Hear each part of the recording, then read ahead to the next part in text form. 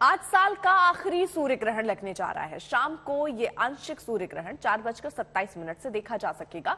उससे पहले मंदिरों को बंद कर दिया गया है। अब ग्रहण खत्म होने के बाद दोबारा मंदिरों के गेट खुलेंगे।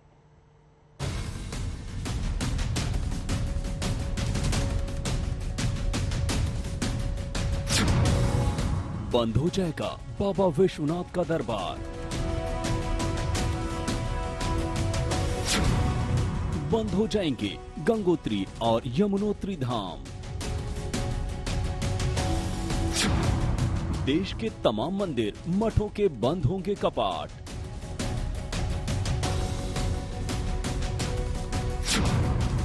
आज सूरज को लगने वाला है ग्रहण। कई दशक बाद यह दुर्लभ संयोग आया है जब दिवाली के ठीक बाद सूरज को आंशिक ग्रहण लगने वाला है।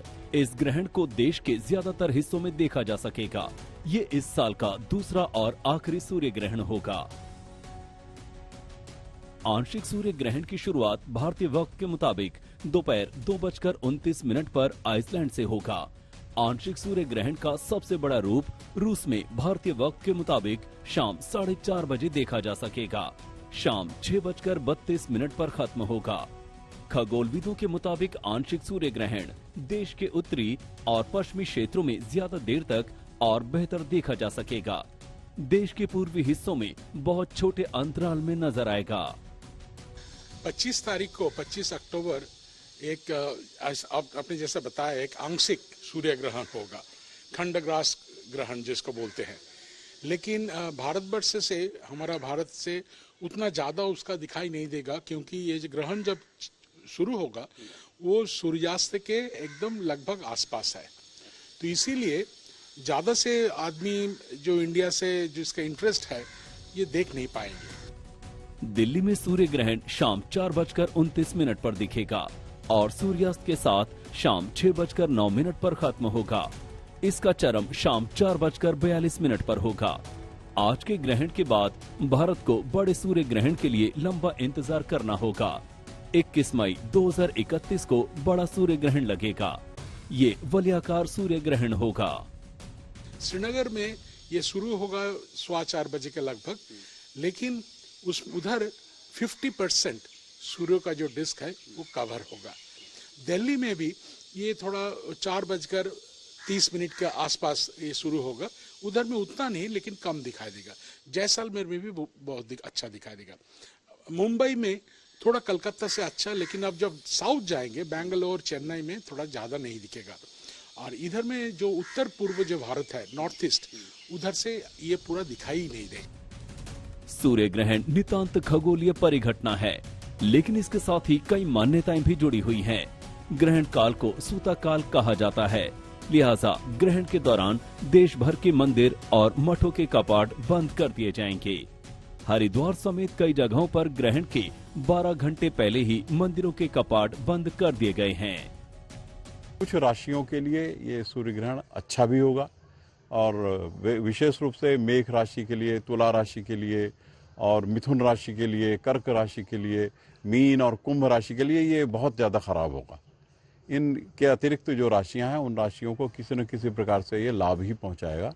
और हरिद्वार में ये सूर्य ग्रहण कल ये 25 तारीख को 4:27 से शाम को और 6:28 तक रहेगा। मान्यताएं अपनी जगह हैं, लेकिन खगोल विज्ञान में रुचि रखने वालों के लिए ऐसे मौकों का खास इंतजार होता है।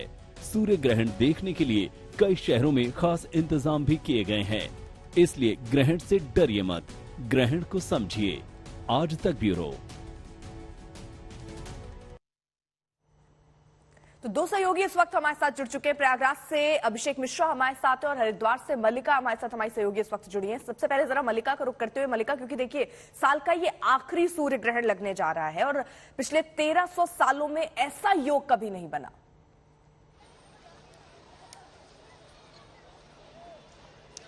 बिल्कुल अर्पिता, साल का दूसरा और आखिरी सूर्य ग्रहण भारत में भी नजर आने वाला है और इसको लेकर के कई तरह की मान्यताएं होती है। खासकर हिंदू धर्म में अगर बात की जाए तो ग्रहण को बहुत शुभ घटना नहीं माना जाता है। कई तरह की सावधानियां बरतने की बात की जाती है। इसलिए कहा जाता है कि पूजा पाठ वर्जित होती है, किसी तरह के शुभ कार्यों से बचना चाहिए। इस वक्त मैं हरिद्वार में मौजूद हूँ, हर की पैड़ी पर, जिसकी अपने आप में बहुत महत्ता है। यहाँ पर सुबह से ही अर्पिता श्रद्धालुओं के आने का जो सिलसिला है वो लगातार जारी है, क्योंकि गंगा स्नान का विशेष महत्व सूर्य ग्रहण के मौके पर माना जाता है। वैसे ही मां गंगा पूजनीय है, कई कह सकते हैं गुणों से युक्त है मां गंगा, पापों की यहाँ पे नष्ट होते हैं, इसीलिए लोग यहाँ पर गंगा स्नान करने के लिए देश के अलग अलग हिस्सों से पहुंच रहे हैं। और सूर्य ग्रहण की अगर बात की जाए, जैसा कि आप भी अभी जिक्र कर रही थी कि इस बार संयोग अद्भुत बना है, कई वर्षों के बाद ऐसा बना है कि दिवाली के मौके पर ही। तो कई बार लोगों के मन में ये सवाल भी उठ रहा है कि जो दीपावली पर विशेष पूजा अर्चना की गई,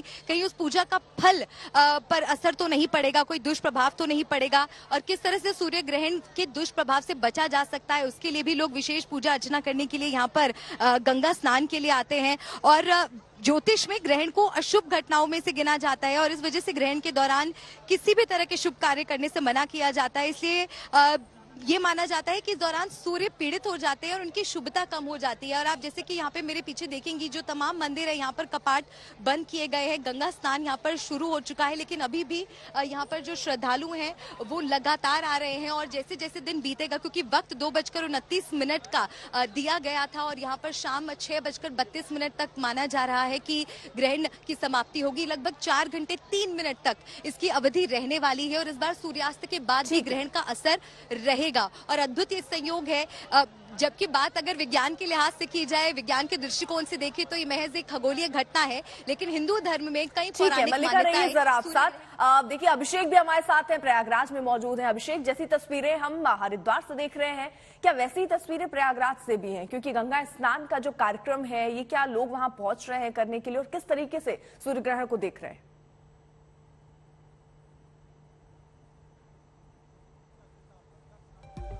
प्रयागराज में इसका महत्व ज्यादा बढ़ जाता है क्योंकि संगम नगरी है। यहाँ मां गंगा, यमुना और सरस्वती खुद विराजमान है और यही कारण है कि आज चूंकि जिस तरीके का समीकरण बन रहा है और सूर्य ग्रहण से पहले जो स्नान की प्रासंगिकता और उसको मान्यता दी गई है, उसी का असर यहाँ घाट पर भी दिखाई दे रहा है। तस्वीरें मैं आपको सबसे पहले दिखा देता हूँ। संगम के घाट पर हम मौजूद हैं और आप देखें किस तरीके से यहाँ पर जो स्नान का सिलसिला है वो सुबह से ही शुरू हो गया था। अमावस है, कार्तिक की अमावस्या है, तो उस पर तो वैसे भी स्नान का एक अलग महत्व होता है, लेकिन चूंकि इस बार सूर्य ग्रहण पड़ रहा है तो उसके कारण भी इसको विशेष तौर पर बताया गया है। ज्योतिष भी यही कहता है और इसके साथ ही साथ अगर देखें तो संगम में तो हमेशा से ही स्नान की एक परंपरा रही है, चाहे माघ मास का स्नान हो, चाहे कार्तिक पूर्णिमा का स्नान हो, मकर संक्रांति का स्नान हो, और ऐसे में कार्तिक अमावस्या के पड़ने वाले सूर्य ग्रहण पर भी कहीं ना कहीं इस स्नान की महत्वता को देखा और समझा जा सकता है।